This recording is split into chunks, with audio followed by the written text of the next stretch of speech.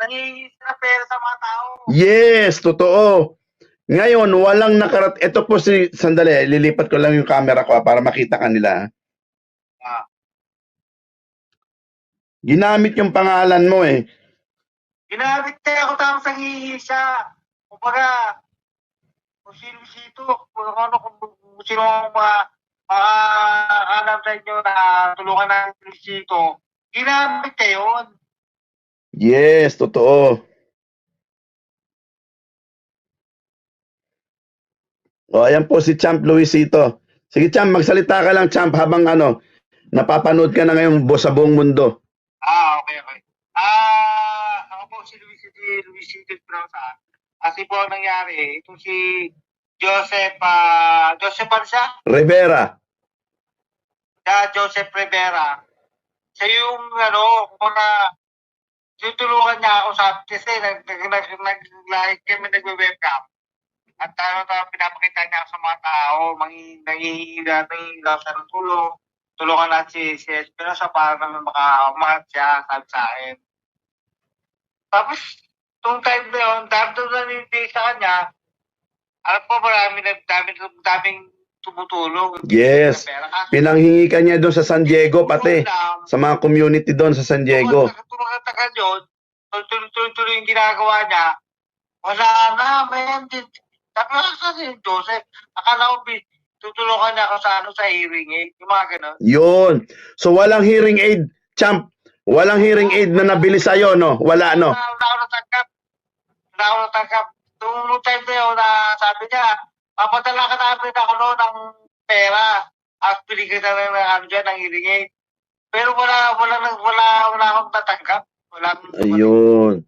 So napakaliwanag nung sinabi mo na yan, Champ. Kasi ang pinapalabas niya na pinadala na raw sa'yo sa GCash.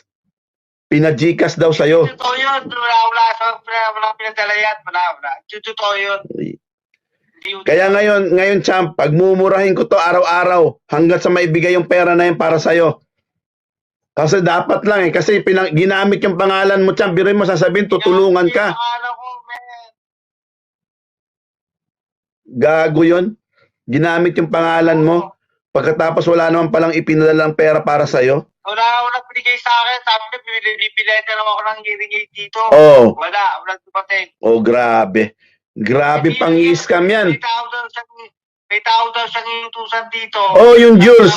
Naalala mo yung tao na nagsama sa'yo doon sa Montalban? Yun daw ang mag-aasikaso sa'yo eh. Grabe, wala ang nag-aasikaso sa akin dito. Wala. Bigay-bigay daw siya, walang tumulong sa akin dito. Nako.